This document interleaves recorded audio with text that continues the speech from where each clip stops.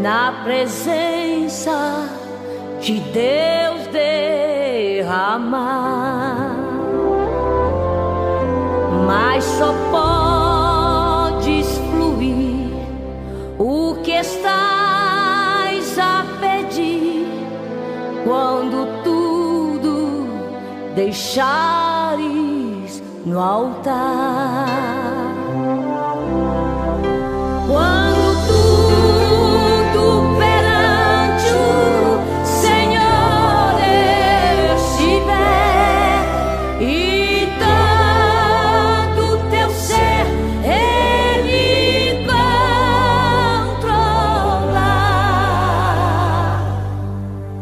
só então hás de ver que o Senhor tem poder quando tudo deixares no altar.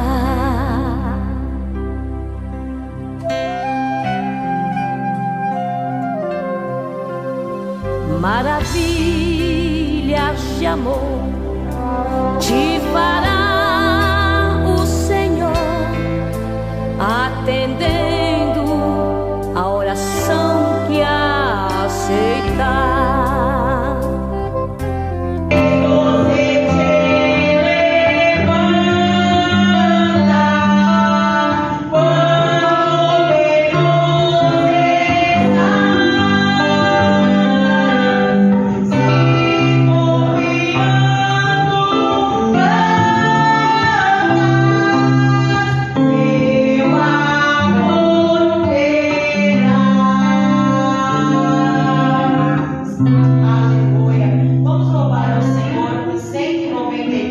Logo após este louvor, um louvor a pedido da igreja, amém? 193 da harpa cristã.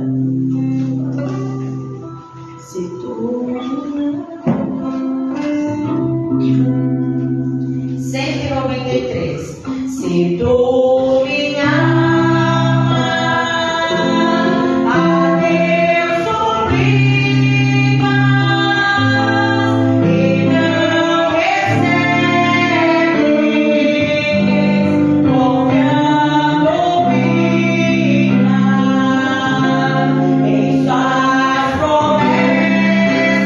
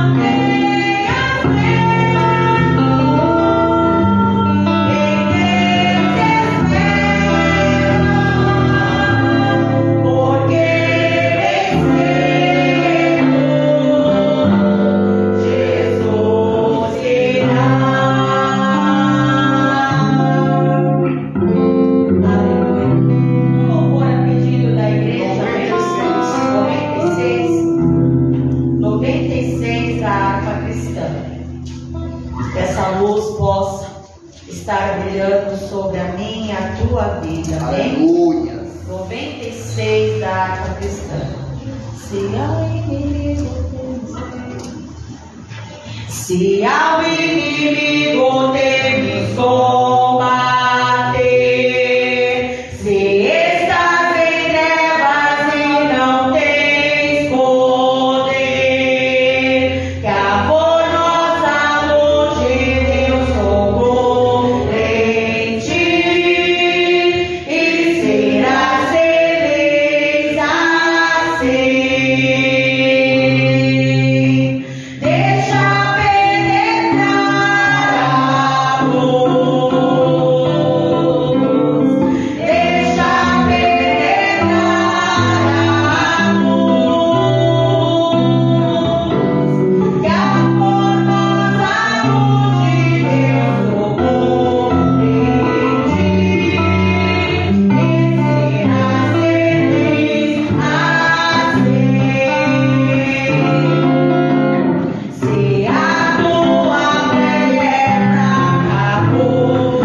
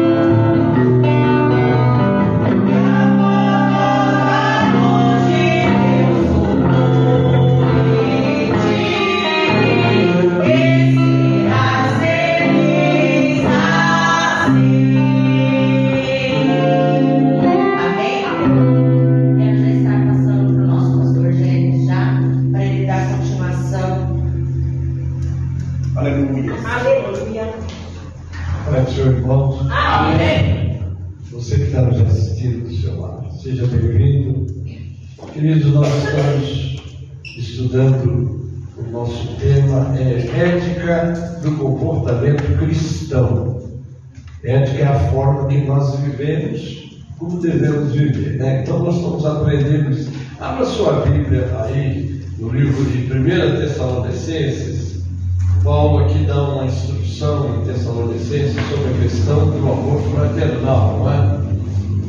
E nós vamos ler do versículo 4, vai até o capítulo 4, até o versículo 12. Eu vou ler os versos e vamos ler o seguinte até chegarmos no 12. Amém? Amém. 1 Tessalonicenses, capítulo 4, vamos lá.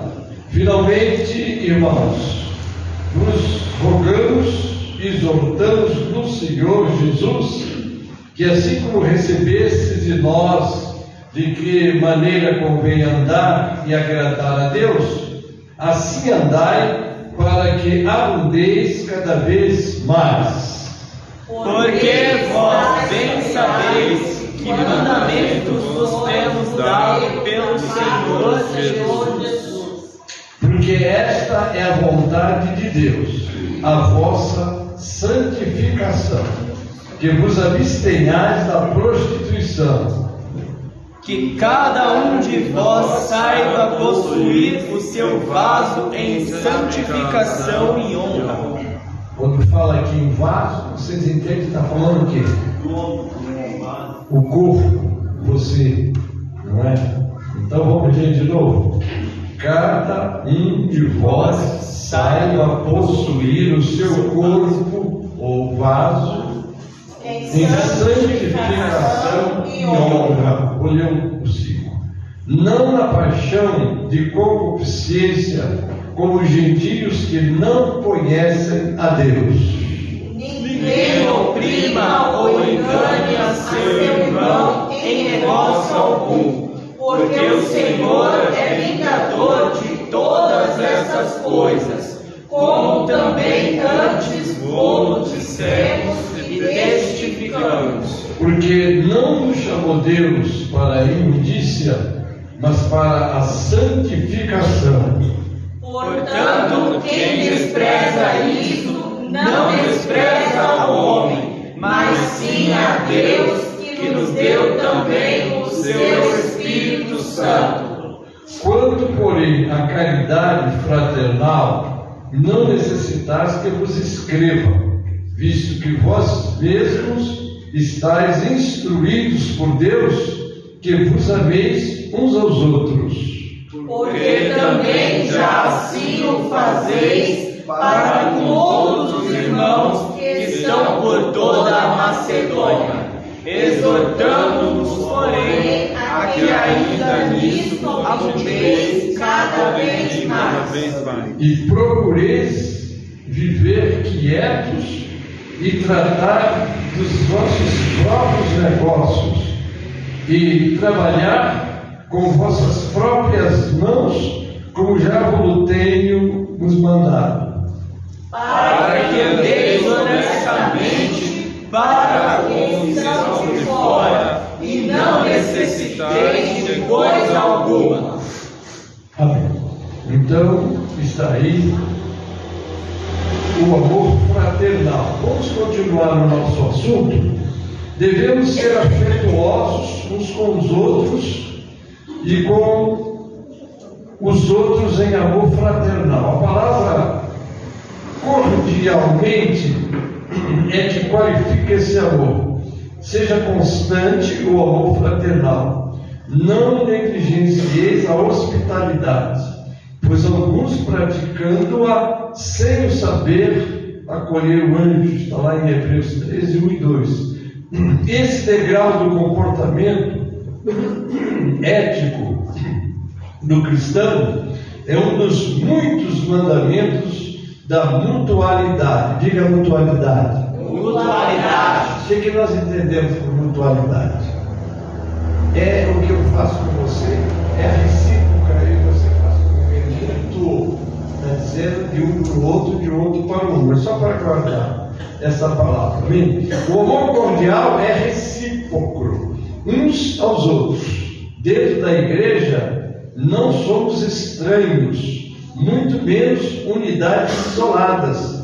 Somos irmãos porque temos o mesmo Pai. O que nós aprendemos aqui? Não pode haver grupos separados.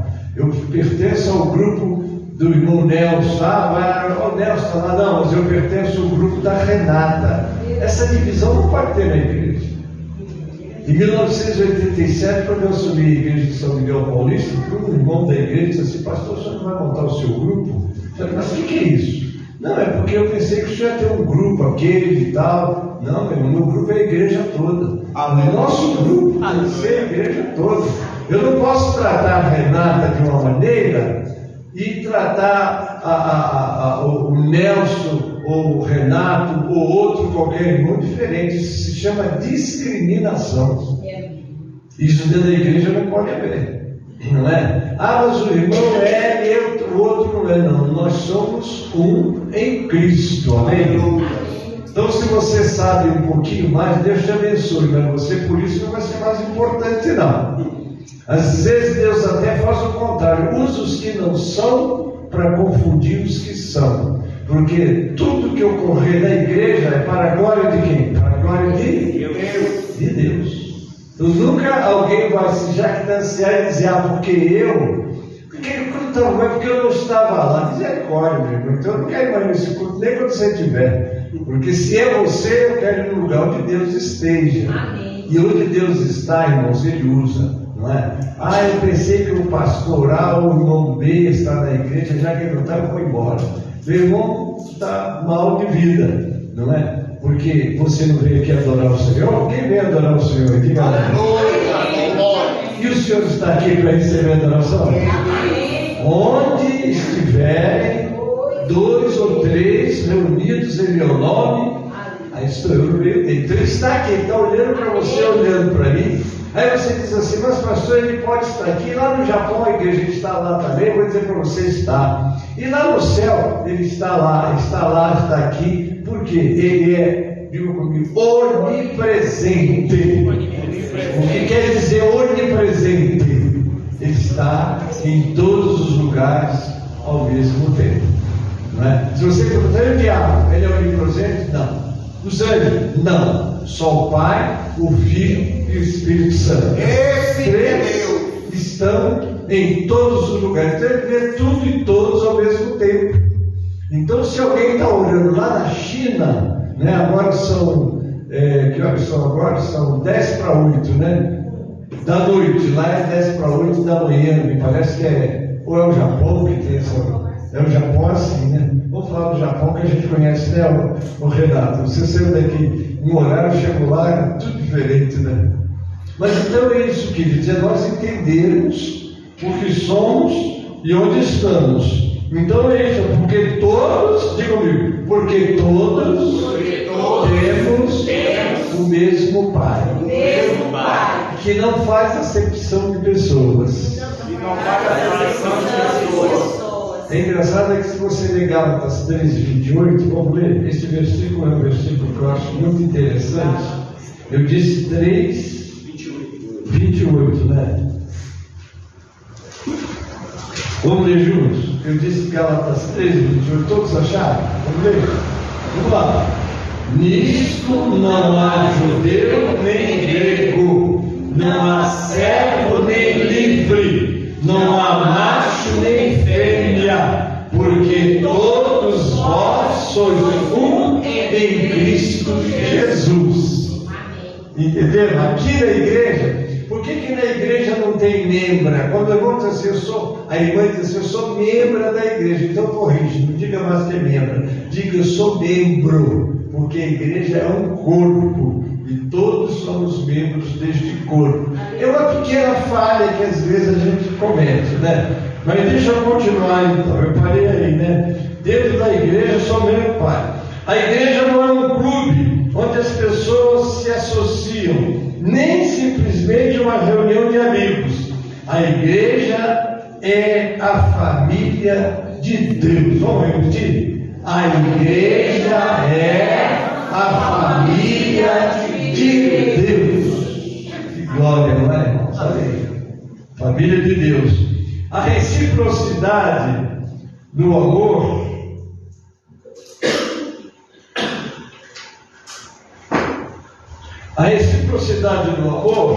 é a marca, não é? Eu te amo, você me ama. Como é que é o mandamento? Amai-vos uns aos outros, tanto quanto eu vos amei.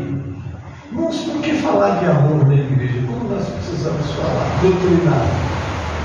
Porque às vezes as pessoas falam muito estranha, profetiza, ora, cura, tudo, mas não tem amor. E a Bíblia é muito clara que sem o amor isso tudo não vale nada. Que coisa tremenda, né? Eu poderia falar a língua dos anjos, se eu não tivesse amor, nada valia. Eu podia curar, nada valia. Profetizar. É a própria palavra, está lá no capítulo 13, que dá esse esclarecimento. Então, se você não tem amor, não, eu gosto da irmã fulana, porque ela, não é? Porque criança, a natureza humana é assim, eu gosto de quem gosta de mim, quem não gosta, eu não quero nem perto. Não é? Isso está na nossa natureza. Quer ver uma criança se agradar de você, faz tudo o que ela quer. Ela quer ali, vai, se ela quer. A hora que você não faz, já não é mais seu amigo. Dentro da igreja não pode ser assim. Não pode não, meu irmão. Se o pastor deixar fazer o que eu quero na igreja, eu sou membro dessa igreja, vou dar glória, vou dizer que ele é o melhor pastor. Mas a hora que o pastor corrige, já não é mais meu pastor. Na verdade, ele nunca foi seu pastor. Não é? Porque, pelo contrário, se o pastor vê o crente errando e não corrige, ele vai ser punido por Deus. Porque aquele que está sem disciplina, não é? Da qual fostes feitos participantes, sois bastardos e não filhos. Mas eu não gosto de ser chamado a atenção. Obviamente o pastor vai ter sabedoria, né, para chamar a atenção em particular. Quando eu dei o curso de obreiros, eu falei isso, né? Como é que eu falei? Vamos ver, vocês que têm feito, obrigado, têm feito o curso de obreiro. O líder elogia em público e corrige em particular. O professor do curso da área. Então é muito bom que a gente, na hora que tiver chamar a atenção do mundo, porque é muito ruim. Você gosta de ser chamado a atenção em público? Não gosta, ninguém gosta. A não ser que haja necessidade, porque está acontecendo uma coisa muito terrível. Já aconteceu coisas na igreja que eu tive que chamar a atenção em público, porque a coisa estava maculando a igreja, estava tirando a direção da igreja. Então eu tive que dar uma repressão, pedir licença, porque eu falei, não, meu irmão, aqui não pode não. Mas em geral, o certo é você, quando possível, vamos botar assim, né? Chame em particular, olha, não é bem assim, vamos lá, vou te instruir. Né? A Bíblia diz, instrui o sábio, ou corrige o sábio, e ele te amará. Mas se corrigir o tolo, ele vai ficar muito aborrecido. Então a pessoa que se aborrece na hora que está sendo orientada e corrigida, ele mesmo está dizendo que ele é tolo. Não é isso mesmo? Vamos lá. No zelo não sejais remissos. Vamos lá. O descuido da vida cristã acarreta sérios problemas. O cristão não pode, o cristão não é que ele não possa. O cristão é um homem liberto e ele quer agradar a Deus, não é? Porque às vezes, me lembro uma vez que eu trabalhava numa empresa, isso foi lá há 40 anos atrás, né? E uma pessoa zombando de mim porque eu era cristão, disse, você não pode isso, não pode aquilo, mostrou uma opção de coisas que eu não podia. Aí eu olhei para ele e falei, mas eu posso fazer isso tudo, como você é crente pode, pode, e por que você não faz? Porque eu estou liberto dela. Está liberto nada, mas tu não pode. Aí eu falei assim, você fuma?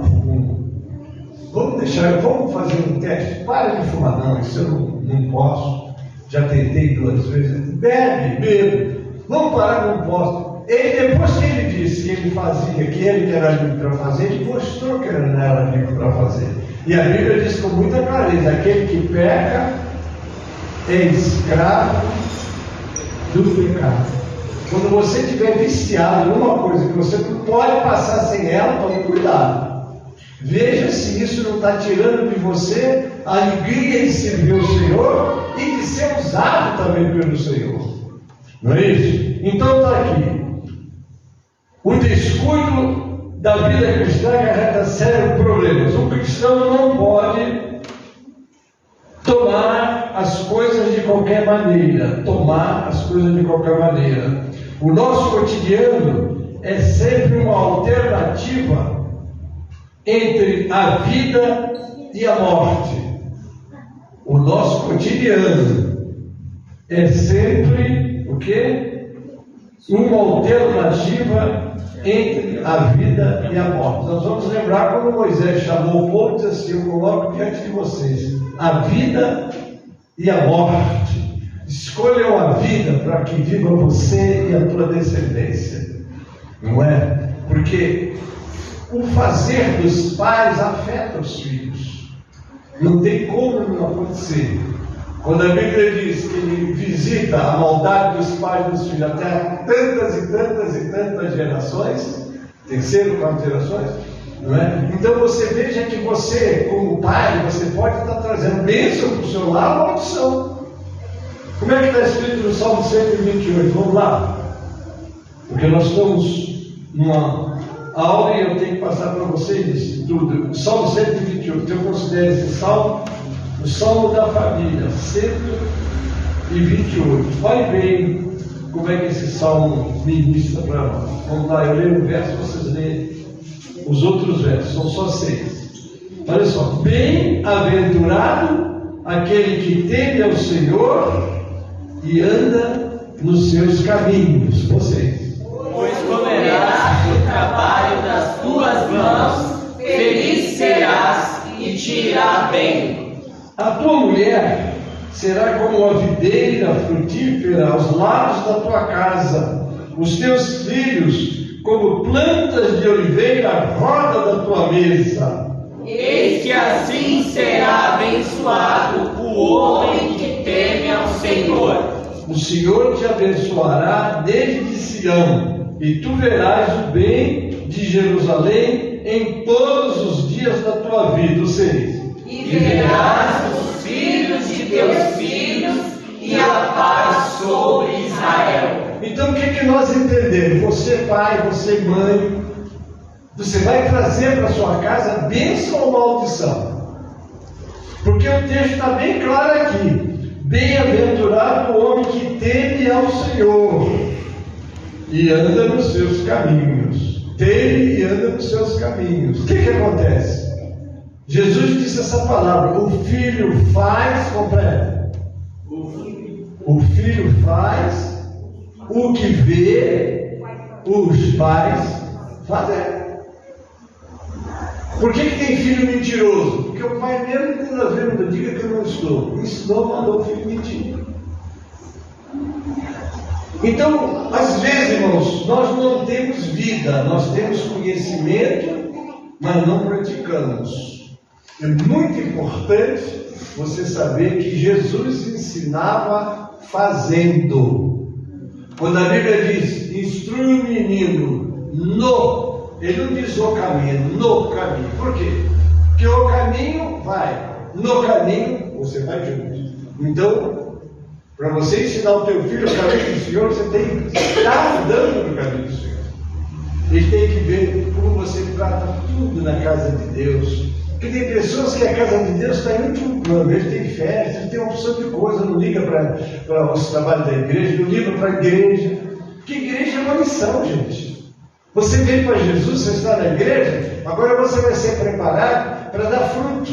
O que é o fruto que você vai dar? É o trabalho que você vai fazer, é o testemunho que você vai dar. Aonde você estiver, não é? A árvore boa dá o quê? Frutos bons. E a árvore má dá frutos maus. Então, que fruto nós estamos dando? Porque quando nós lemos aqui em Mateus capítulo 5, verso 13 a 17, que diz: vós sois o sal da terra. E ele completa: se o sal for insípido, quer dizer, não tem força para salgar, não presta para mais nada, não seja jogar fora e pisar pelos homens. Vós sois a luz do mundo. Ninguém pega uma luz e coloca escondida, coloca para iluminar a casa. Agora ele termina no 16: que os homens vejam as vossas boas obras e glorifiquem o vosso Pai que está nos céus. Amém. Então, quando nós lemos o Salmo 28, está aqui: pois comerás do trabalho das tuas mãos, feliz serás e te irá bem. Irmão, o homem tem meu Senhor, ele vai ensinar, ele vai viver, vai ensinar os filhos. Hoje nós estamos cercados de tabus: não pode, não pode, não pode. Mas é muito bom quando você disser a alguém que não pode, abre a Bíblia, só está escrito aqui, ó. Ah, mas eu tive uma revelação. Não, revelação é para quem tem. Instrução é o que a Bíblia dá. Lâmpada, vamos lá. Lâmpada para os meus pés é a tua palavra e luz para o meu caminho. Então é a palavra de Deus, está aqui escrito. Vamos tê-la, vamos buscar conhecimento dela. Por isso vocês estão aqui reunidos, você está me assistindo do seu lado. Então está aqui: pois comerás do trabalho das tuas mãos, feliz serás e te irá bem. Agora vem a promessa que recai sobre a mulher, ó. A tua mulher será como a videira frutífera aos lados da tua casa. Videira, o que a videira produz? A videira produz uva. E na uva a gente pode fazer o vinho simboliza na Bíblia alegria. Não é? Lembra lá quando no casamento de Jesus estava, acabou o vinho? Oh, acabou o vinho, tem contigo. Tá, traz as talhas d'água aí, ele abasteceu. Porque se faltar alegria, então simboliza alegria. O marido e a mulher se entendem, eles conversam, eles combinam. Porque tem marido que olha para a mulher como se fosse um objeto sexual. Não, nessa hora ele fala, depois, o quê? Não pode ser assim. O pior é esse, que nós estamos nesse mundo gerando descendentes que faz isso, porque vê os pais fazer também. Não, meu pai contava a minha mãe que ela tinha que pegar, então eu aprendi com meu pai, vou fazer também. Pior que ele aprendeu errado, vai continuar errado, e esse desastre. O do lar tem que simular um lugar feliz. Né? É muito bom, eu gosto quando faço palestra para casais, fala, lembra-se do dia que você conheceu a moça, como é que era, não é? Queria estar perto, queria estar junto, fazer à vontade, não é? E depois, agora já é marido, já é mulher, ela por sua vez a mesma coisa, ele por sua vez. Queridos, o nosso lar tem que ser um lugar de alegria, não é? Mas você vê que começa no homem, né? Bem-aventurado que tens, a tua mulher será como a videira frutífera ao lado da tua casa. Vai ter alegria nesse lar. Quem é que quer ter um lar alegre? Levanta a mão e diga: eu quero. Eu quero. Então tema ao Senhor e faz com que a tua esposa também tenha. Os teus filhos, como plantas de oliveira, roda da tua mesa. Você sabe para que serve a oliveira? A oliveira produz o quê?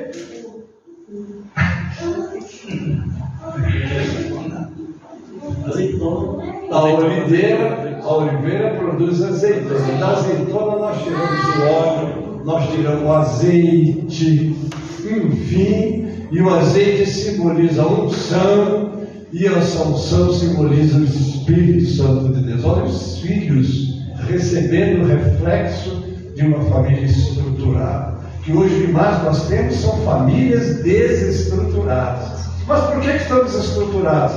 Porque a própria mídia, não é? Ela faz com que os casais assimilem, não é? Essa desestruturação. A verdade é essa, né? As conversas, as faculdades, os estudos, os estudiosos, não é? Eu quero me referir, claro, àqueles que estão desequilibrados, não é? Mas é muito bom nós parar, porque quando nós lemos um salmo desse, irmãos, nós temos que almejar ter uma vida assim. Provérbio 22:6 fala: instrui o menino. Ezequiel 2:10, 1 Crônica 28:9, Gênesis 6:9, Jó. Assim, olha que família estruturada era de Jó, não é? Você vê que Jó é um exemplo para nós. Tem visto meu servo Jó? Vamos lá. Homem, diga comigo. sincero, reto, temente a Deus e que se desvia do mal. E se você começar a ler 1 a 5 de Jó, você vai ver que ele era também um sacerdote da casa. Diz que ele levantava de madrugada e começava a fazer oferta pelos filhos. Quem não sabe, meu filho pecou. Quantas vezes nós levantamos para orar pelos nossos filhos? Hoje existe aí uma guerra entre filhos e pais, porque a modernidade, né, faz com que os filhos sejam desobedientes, não submissos, não é? E, enfim, nós vivemos no mundo de cabeça para baixo. Mas nós, como crentes, devemos dizer, não, vamos dizer junto: eu e a minha casa serviremos ao Senhor. Amém? O lar do crente tem que ser um lar diferente. Se você briga com a sua esposa, se você não sabe conversar com ela, ouvi-la também, você casou. Você casou, agora não é mais ver nós. Se você está sozinho, você dá um pontapé na porta, deixa tudo desarrumado, deixa o fogão desarrumado, você é sozinho. Mas se você tem as coisas, não, peraí, não, vamos arrumar isso aí. Eu tenho mais uma voz para ser ouvida e ser falada. E é bom que isso seja cultivado na presença de Deus, irmão, porque Deus está triste com muitos lares, com muitas famílias que vivem guerra e litígio. A mulher é escrava, não é? Você não pode entender isso. A Bíblia chega a comparar a relação do homem com a mulher de Jesus com a igreja. Dá vida pela mulher como eu dei a vida pela igreja. Será que a gente está fazendo isso? Não vamos parar. Vamos entender o que devemos fazer para que o nosso lar, para que o nosso lar seja o que nós vamos cantar. Vamos lá. Minha casa será uma casa de bênção. Minha casa será um pedaço do céu, onde Jesus tem prazer em ficar, onde o Espírito Santo habita, onde a prosperidade, amor e vida. Eu vou pedir a Deus: faça do meu lar, Senhor, um lugar de harmonia. Faça do meu coração tua casa todo dia. Esteja à vontade pra ficar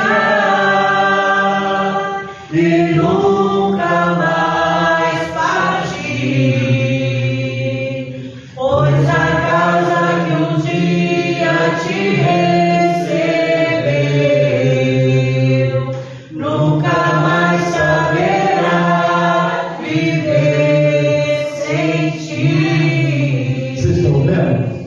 Será que Jesus está fazendo aquela terceira dobra do cordão que Salomão falou lá em Provérbios? O cordão de 3 dobras não se rompe facilmente. Às vezes, sabe o que está faltando é conversar. Sentaram, vamos conversar.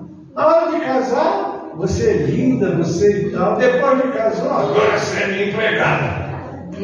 Uma cama e mesa. Que negócio é esse? Não é?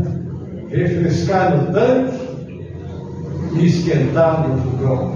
Não. Vamos mudar isso, irmãos. Sabe por que Deus quer mudar isso? Porque você tem um lar feliz. Amém. Um lar leve. Os dois combinam. Porque essa história, eu já não gosto mais da minha mulher. Não existe isso. Você, quando assumiu um compromisso, seja no início ou depois, você assumiu para receber uma esposa. Carne da tua carne, osso do teu osso. Então, o que você tem que fazer? Ah, mas eu estou esquisito. Pede a Deus para quebrar essa esquisitice aí. Amém. Não é? E vai fazer o que a Bíblia manda para que as benesses e as promessas de Deus estejam sobre você e sobre o seu lar. E sobre os seus filhos também. Amém, querido? Então são esses pontos que nós temos que estar muito presente. O profeta Jeremias exorta-nos: maldito aquele que fizer a obra do Senhor relaxadamente. Está lá em 48:10. Costuma-se dizer que um cristão pode abrasar-se, porém nunca oxidar-se, né? Oxidar-se. Jesus, em carta à igreja de Laodiceia, exorta: eu repreendo e disciplino quantos anos, ser por zeloso e arrepende-te. E gostei dessa palavra. Pode oxidar-se, né? Como é que ele botou aqui? Pode abraçar-se.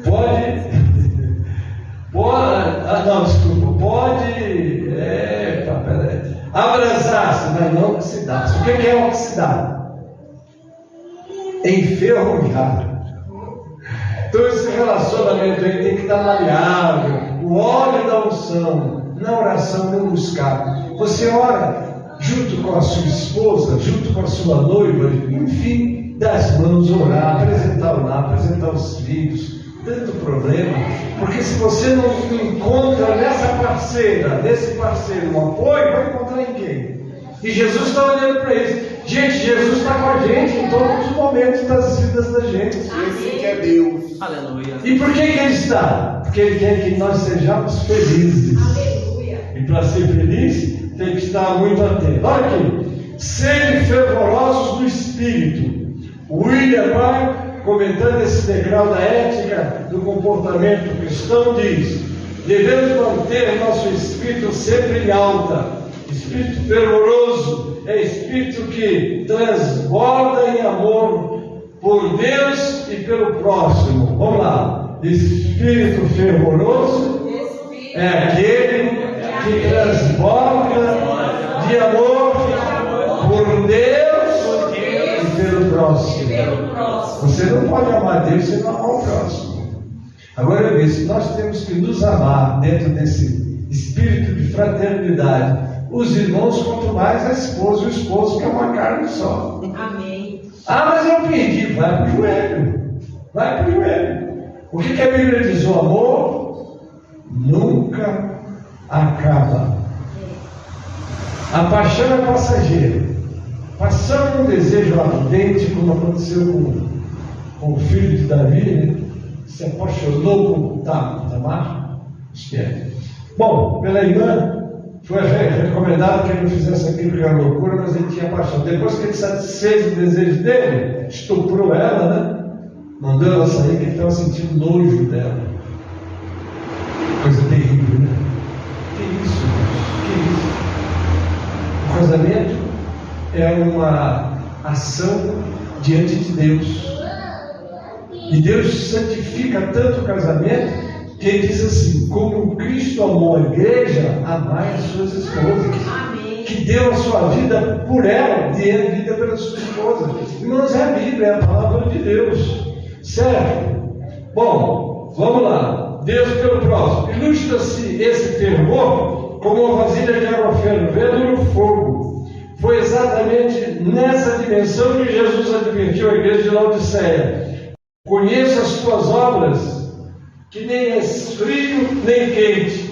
Quem dera fosse frio ou quente. Assim, porque és morno, nem és quente nem frio, estou pronto para vomitar-te da minha boca. Está em Apocalipse 3, 15 e 16. O amor tem que ser aquecido. O relacionamento tem que ser aquecido. Essa amizade entre nós não pode ser quebrada, irmãos. É horrível. A igreja não é lugar de grupos. Não. É lugar de união. É ver o irmão. Agora, não esqueça de uma das qualidades vistas em Jó. Primeiro, ele era o quê? Sincero. Olha só, sincero. Então, o crente não pode ser, vamos dizer assim, falso. Horrível isso. Horrível isso. Crente falso. Ama se a pessoa atender os interesses dele. Quando não atende mais, não quer nem olhar para o rosto dele. Então isso daí, isso e entre o casal. Agora imagine entre o casal. Como é que temos que ter cuidado para não deixar, né, ficar morno. Morno é horrível. Se for frio, a gente vai trabalhar para esquentar. Mas se for morno, como é que faz? Aqui o Senhor disse que vai vomitar da boca dele. Não é isso? Eu repreendo, diz o Senhor, e disciplino. Há quantos anos? Ser pois zeloso e arrepende-te. Aqui é a palavra do Senhor, igreja da onde? Igreja de Paulo. Muito bem. Vamos lá, que nós estamos fervoroso de espírito. Né? Então vamos lá. O que se requer do verdadeiro cristão é que ele seja fervoroso de espírito. Isto é, uma pessoa entusiasmada e apaixonada pela salvação das almas e pela santificação da igreja. Vocês entenderam isso aqui? Vamos repetir junto? Vamos lá. O que o Senhor requer do verdadeiro cristão, diga comigo, fervoroso de espírito, isto é, uma pessoa, diga comigo, entusiasmada e apaixonada pela salvação das almas e pela santificação da igreja. Se você não ama as almas, não é uma santificação, meu irmão, precisa ser despertado, não é? Porque nós precisamos ter esse procedimento, esse sentimento de amor pelas almas. Não negar esforços para que almas sejam alcançadas, não é? Vamos lá para outro tópico. Servindo ao Senhor. Quem serve ao Senhor está servindo ao seu próximo. Você sabe que você não pode dar nada para Deus. Deus não precisa de nada. Quando você lê o Salmo 50, diz: eu sou o dono de tudo. Os animais. Se eu tivesse fome, eu não ia pedir a vocês, não é? E ele não pede, você não der o dízimo. Meu irmão, o dízimo você não dá, você entrega, não é teu. Você está entregando. E mais ainda, você está entregando porque tem uma promessa. Qual é a promessa?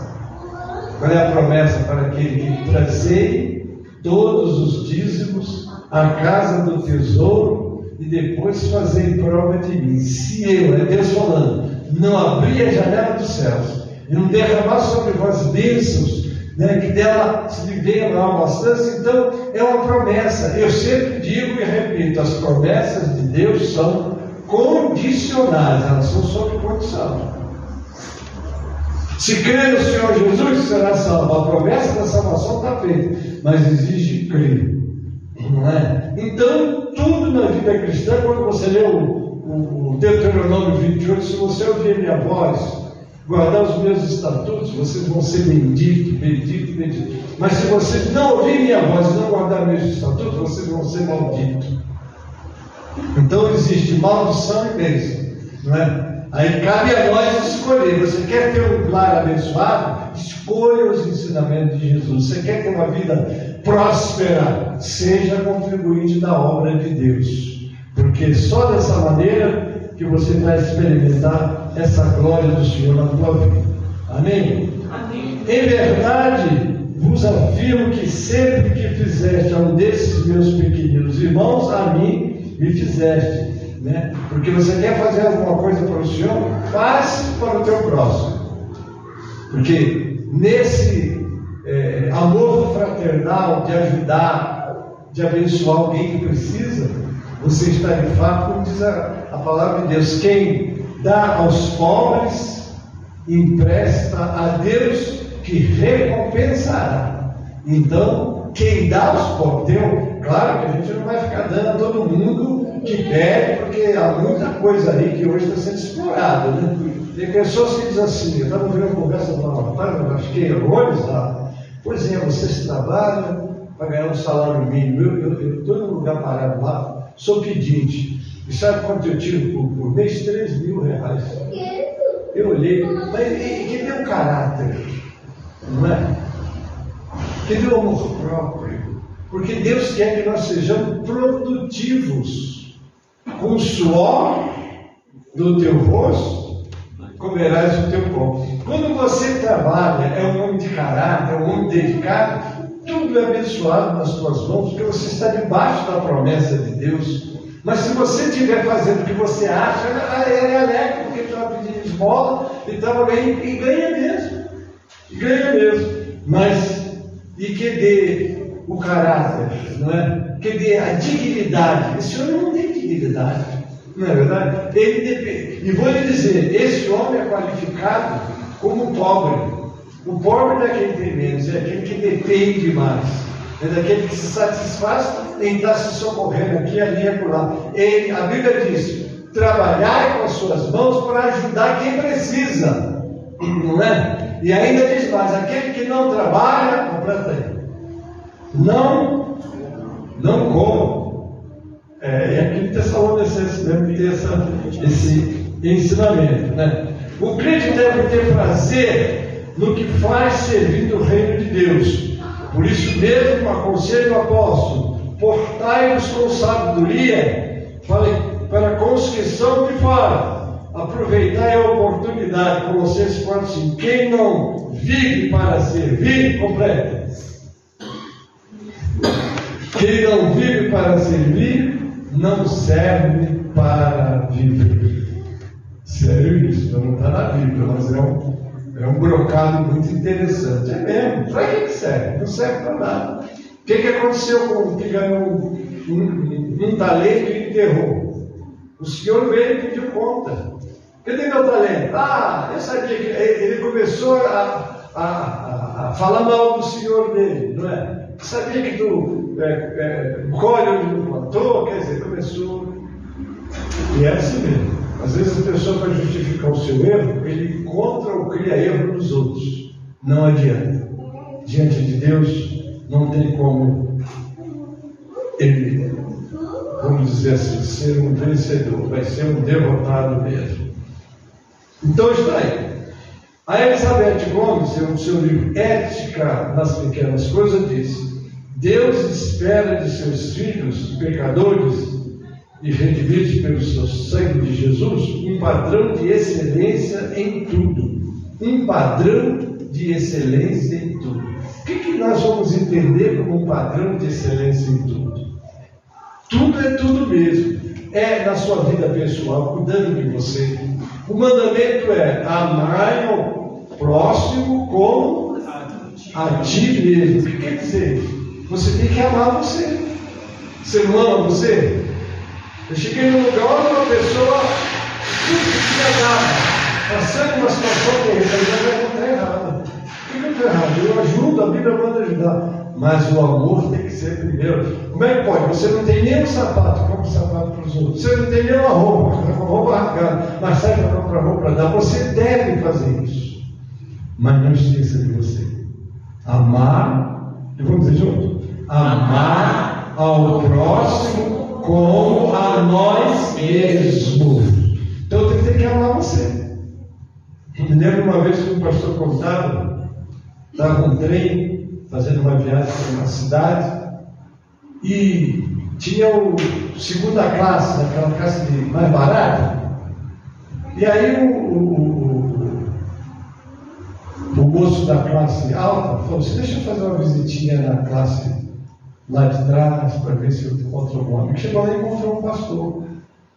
Aí ele começou a conversar com o pastor. Pois é, pastor. Aí o pastor da classe baixa falou: o senhor está na classe alta lá? Está andando naquela classe? Estou. Ele disse assim: pois é, meu irmão. Eu queria dizer ao senhor: eu estou andando na classe inferior aqui porque eu quero economizar o dinheiro do senhor. E o pastor olhou para ele e falou: meu irmão, eu também. Eu estou andando lá na classe alta porque eu quero economizar o servo do Senhor. E aí? Como é que é? Porque às vezes você não se cuida nem da saúde, nem da família, nem da vida, nem de nada, porque eu estou me dedicando no jejum, na oração, estou fazendo tudo. Você tem que cuidar de você, tem que cuidar da tua família, tem que cuidar dos teus familiares também. Porque às vezes a gente faz tudo e esquece. Alguém chegou a me criticar. Chegava lá em casa com um jeito dele, 1987, pastor James agora foi para São Paulo, deixou a família aqui, olha como é que está. Criticaram, não é? A minha família toda morando no Rio de Janeiro e eu trabalhando em São Paulo.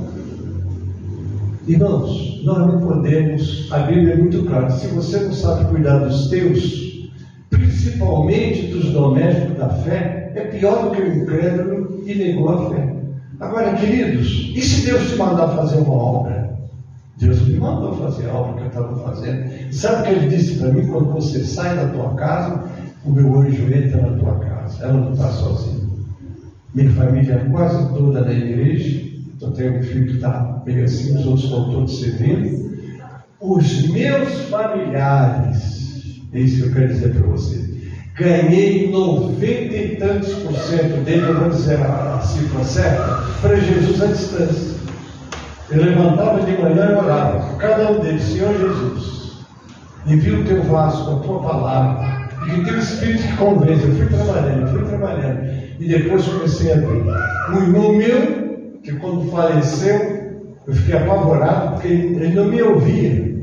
Eu levei 20 anos para visitar o meu irmão. Quando eu cheguei, eu falei, gente, tem 20 anos que você não vem na minha casa, agora você está querendo me evangelizar? Fala de mulher, fala de futebol.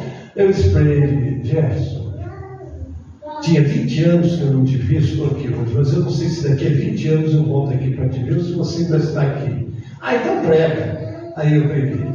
Sabe o que acontece? A família do meu irmão hoje são vasos nas mãos de Deus. E antes dele morrer, alguém entrou e estava doente, chegou para esse Gerson, tal dia você vai falecer, então conserta com Jesus. Depois que ele ouviu essa palavra, que ele já estava quebrantado, ele consertou. Voltou para a igreja, não é? Mas como é que eu soube disso? Porque eu soube que ele tinha morrido, mas eu não sabia que ele tinha se consertado com o Senhor. Eu chegava na frente do meu computador e falei, Senhor, a gente ouve, fala, tem contato através desse aparelho. Me manda alguém falar sobre o irmão morreu convertido. Aí entrou uma sobrinha minha, o nome dela é Elaine Cristina. Não, o nome dela é Alva Valéria. Tio, eu sou tua sobrinha, filha do Gerson. Eu quero te dizer que meu pai, antes de morrer, aceitou Jesus, morreu salvo. Irmãos, eu estava diante do computador, comecei a chorar. Falei, Deus, como tu responde a oração. Amém. Minha mãe estava desviada, morando no Rio, aqui em São Paulo. Eu chegava na casa dela, ela estava na frente da televisão. Ô mãe, tudo bem? Tudo bem, gente. Eu vou orar, mãe, pode orar. Não desligava a televisão, nem me dava atenção. Eu falei, meu Deus, minha mãe desviada, vai morrer. Não é? E se converter a Jesus. Eu cheguei em casa, dobrei o joelho. Acho que a gente às vezes tem que ser explícito com Deus, detalhista mesmo. Falei, Senhor Jesus, tem tanta igreja lá em volta da casa da minha mãe. Pega um pastor daquele, manda na casa da minha mãe, para que ela se converta, para que se reconcilie contigo. Orei, entreguei nas mãos do Senhor. Aí voltei para o Rio, cheguei na casa da minha mãe, a televisão desligada. Oi, gente, tem uma notícia para você. Falei, minha mãe, o que é? Tem uma igreja aqui que um pastor veio e me visitou. Eu estou lá, reconciliei, estou servindo o Senhor. Amém. Deus responde a oração. Amém. Depois, quando eu voltei, já foi para sepultar ela. Então nós temos uma missão de Deus. E nessa missão de Deus, nós precisamos de ser muito ativos, não é? Porque crítica você recebe, vai receber, né? Também eu não vou dizer que eu concordo com o irmão, em vez de cuidar do marido, ela tem campanhas aqui, campanhas ali, e o marido chega, não tem comida pronta, não tem. Isso está errado. Mas tudo deve ser concordado, não é? Porque ela pode muito bem levantar mais cedo, preparar tudo, e depois, quando o marido chegar, encontrar tudo. Esse é o nosso dever. O marido tem deveres, mas a esposa também tem deveres. Amém. Não é, queridos? Isso é só para a gente aprender como fazer. Então vamos aqui. Somos aperfeiçoados cada dia, à medida que nos chegamos àquele que cumpre em nós o querer e o realizar. Vamos lá. Aquele que cumpre em nós o querer e o realizar. Aí você vai dizer, pastor, eu queria, mas eu não tenho força. Vamos lá, Filipenses 2:3, vamos ver. É muito bom nós lermos a Bíblia. Eu disse Filipenses. Deixa eu ver se eu vou errar. Eu disse Filipenses 2:13, né? Vamos ler juntos? Filipenses 2:13, vamos lá? Porque Deus, vamos lá? Estão procurando ainda? Filipenses, capítulo 2, versículo 13. 2:13. 2,13. Filipenses 2,13. Vamos ler? Vamos lá? Acharam? Porque Deus é o que opera em vós, tanto o querer como o efetuar, segundo a sua boa vontade. Paulo estava preso. Ele não podia estar dando esse treinamento que eu estou dando aqui pessoalmente, mas ele enviava as cartas, ele acompanhava a igreja. Aí você diz assim: pastor, até tento, para que ele fosse. Não, você não tem, eu também não tenho. Deus tem. Busca dele a força. Pede ele: Senhor, eu não consigo, o Senhor vai te ajudar. Porque se tem um coração contrito e quebrantado, não desprezarás, ó Senhor. Aleluia. E quando você vai em busca de Deus, porque você quer consertar uma coisa que está errada na tua vida, aí é que Deus entra com providência mesmo para te abençoar. Mas vamos continuar. A vida cristã é uma experiência que se renova a cada dia em nosso relacionamento com Deus e com o próximo. Vamos lá. Nossa vida, diga aí. Cristã é uma experiência que se renova a cada dia em nosso relacionamento com Deus e com o próximo. É preciso. Mas eu não estou falando com a irmã X não, porque ela olhou para mim de cara feia. Vai lá, abraça ela. Se humilha. Porque se humilhar será exaltado. Derruba esse laço terrível do diabo. Porque essa diferença que existe entre crente e crente é Satanás trabalhando. E a pessoa não vigia, né? Na carta aos Romanos, Paulo diz: fomos, pois, sepultados com ele na morte pelo batismo, para que, como Cristo foi ressuscitado dentre os mortos pela glória do Pai, assim também andemos nós em novidade de vida. Está lá em Romanos 6,4. Esse andar em novidade de vida implica, repita comigo: detestar o mal, apegar-se ao bem, amar cordialmente uns aos outros, não ser remisso no zelo pelas coisas de Deus, ser fervoroso de espírito, servir ao Senhor com alegria. Fazer isso tudo com alegria. Dizimar com alegria, cantar com alegria, pregar com alegria, cultuar com alegria. Oh, glória a Deus! Olha, irmão, cheguei aqui, hein? Bênção, né? Tem crente que parece com o meu limão. Já viu uma pessoa quando morde muito limão amargo? Aquele rosto assim, né? Diz que um coração alegre, diga comigo, coração alegre. Formoseia o rosto. O crente tem que estar com o rosto, vamos dizer assim, formoso, porque o crente deve de fazer tudo com alegria. Amém, querido? Então, está aí. Para encerrar, nós vamos refletir a respeito do seguinte tema: semelhança de Deus. Diga comigo: a semelhança de Deus. Repita agora: seja perfeito, como é perfeito o nosso Pai Celeste. Vamos lá, exemplo para a igreja. Vos tornastes um modelo para todos os crentes. O espelho dos fiéis. Ser exemplo dos fiéis. Na palavra, no trato, no amor, na fé e na pureza. É engraçado que quando eu vejo essa palavra, ser exemplo dos fiéis, ocorreu com a igreja de Tessalônica, né? Não sei se vocês vão se lembrar, mas quando Paulo entrou na Tessalônica para pregar, o Tessalônica não deram muita atenção para ele, não. Ele pregou. Então, aí tem a parte dizendo: e os bereanos foram mais nobres do que os tessalonicenses, porque ouvia e conferia na palavra se o que estava sendo pregado vinha de Deus. Então você vê que ali Eles foram encontrados em falta. Mas agora Paulo está fazendo um elogio a eles lá em 1 Tessalonicenses 1,7. Deixa eu ver. Deixa eu ler aqui para vocês. Eu disse 1 Tessalonicenses 1,7. Vamos ver o que diz 1 Tessalonicenses 1,7. Deixa eu ver se eu acertei. 1,7. Olha só. Vamos ler juntos? 1,7.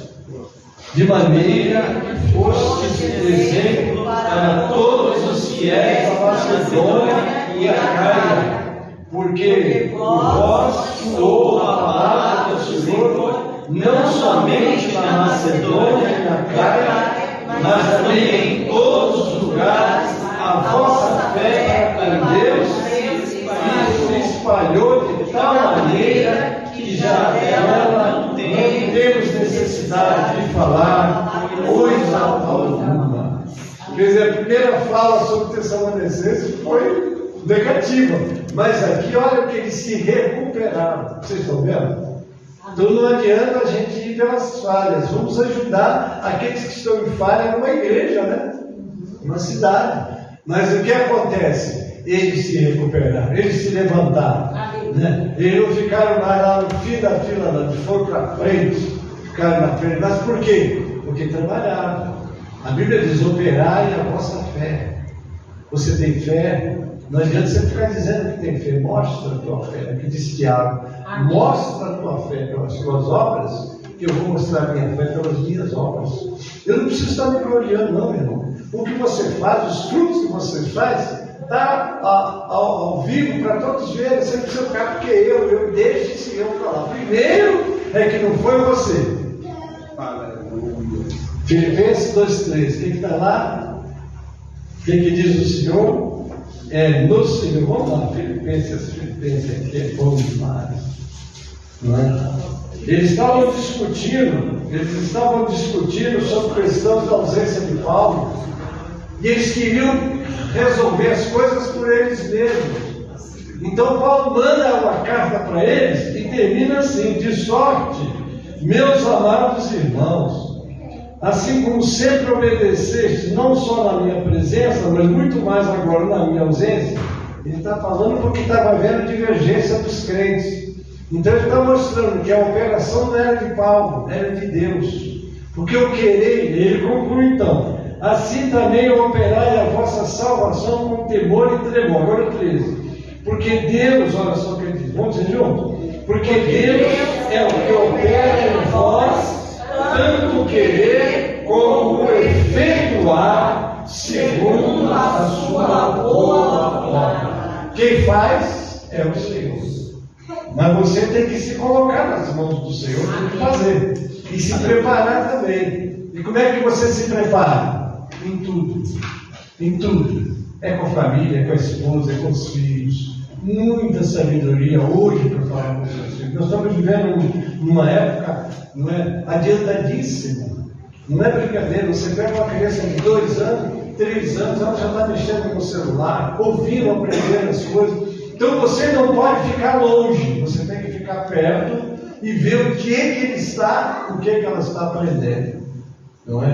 Porque esse veículo extraordinário, ele também tem veneno perigoso dele para a nossa família e nossos filhos. Daí a necessidade de nós vivermos a palavra, ensinarmos a palavra e deixar Deus trabalhar, porque o querer e o efetuar está segundo a vontade do nosso Deus. Mas eu também não posso deixar de fazer a minha parte. Você tem a sua parte. Você faz a sua parte, porque Deus não falha. Vamos dizer juntos? Fazer a nossa parte, porque Deus não falha. Em nada. Veja os detalhes que eu fiz. Senhor, tem tantos pastores aí no Nova Iguaçu, tanta igreja aí. Eu falei assim: Deus, eu estou diante de Deus falando para vocês. E Deus mandou um pastor. De repente o pastor vai lá e bate na porta dele, nem sabia. Mas era Deus que estava levando lá para atender a oração do pequenino que estava aqui em São Paulo. E assim foi. A minha família foi toda vinda para Jesus. Hoje, quem estava na macumba está servindo Ainda tem alguém ausente, muito pouco. Família minha, da Márcia, porque quando casa com uma pessoa, casa com a família, né? Eu vou casar agora com outra família, né? Mas é isso mesmo, e isso é muito bom. Isso é muito bom. Agora, o que nós precisamos é ser luz por onde passar. Não deixar que as trevas, né? Graças a Deus, essa família que eu estou entrando é toda cristã, gente de Deus mesmo. Não é? Louvado é o Senhor, estou muito feliz por isso. Mas você precisa ser luz para sua esposa, para os seus filhos, para todos. Essa família toda veio para Jesus porque viu o nosso testemunho, não é? Porque as pessoas às vezes veem a pessoa falar, mas não veem fazer, né? É coisa séria. Aí vai ficar igual os fariseus. Irmãos, então, na outra terça-feira que eu vier, nós vamos estar olhando outro assunto que eu vou aqui. Eu só dar para vocês o que eu vou estar tratando na próxima aula. Na próxima aula nós vamos estar falando sobre amor no seio da comunidade cristã. Tem misericórdia. Eu estou pregando na aula da escola sobre esse assunto aqui. Eu estou lá, se vocês puderem assistir a escola domingo às 9 horas, vocês já vão ter um pouco. Depois eu trago para destrinchar com vocês. E lá eu me aprofundo mais. Eu preparei 35 páginas para falar sobre o amor no seio da comunidade cristã. Vai dar umas 3 aulas, se não der 4. Não é? Porque também eu começo a falar e não me guio só quando está escrito. O Santo vai abrindo o leque e a gente vai dando vazão. Não é isso? Amém? Assim, irmãos? Amor no seio da comunidade cristã. Deus abençoe, pastor Luiz. Amém.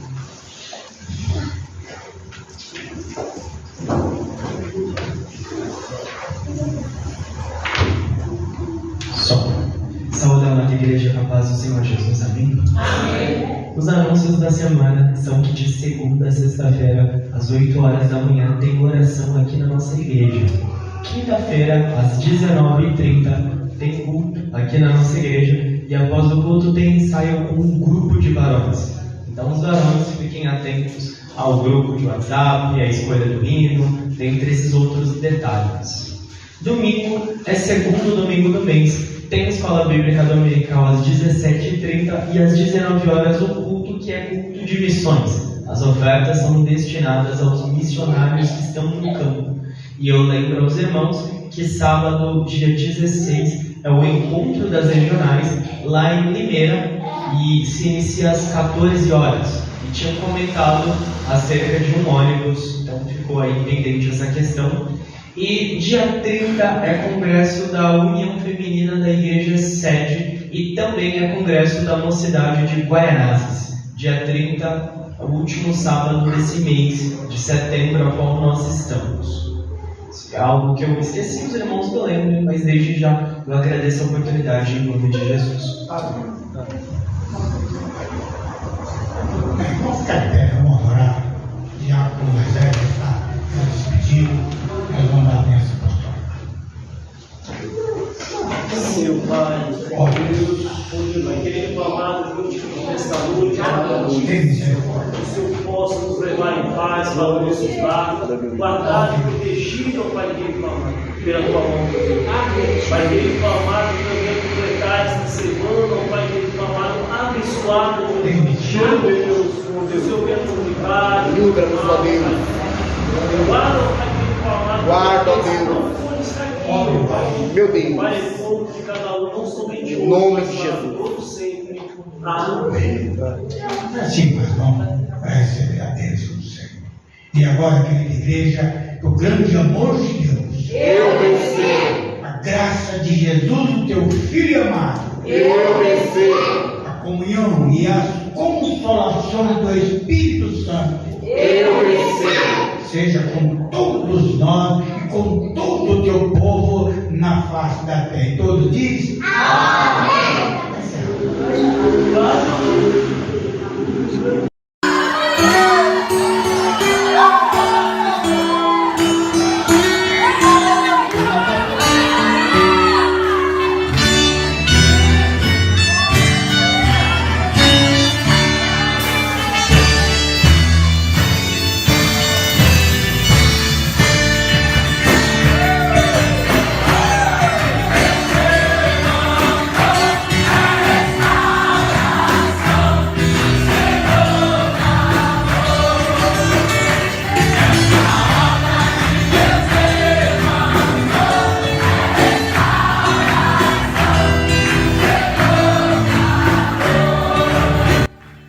cerimônia de homenagem póstuma aos que deixaram um grande legado no exercício ministerial.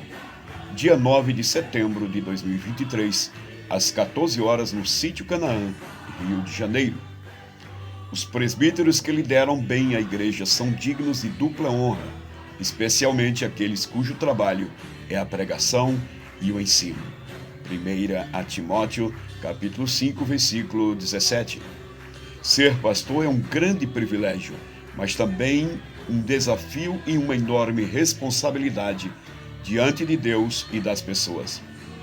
Em nosso meio estiveram homens que foram dados à igreja, serviram a Deus, servindo as pessoas, e no dia 9 de setembro honraremos esses homens postumamente, que já se foram e nos deixaram um legado. Pastor Antônio José Calheiros, presidente da OPORB.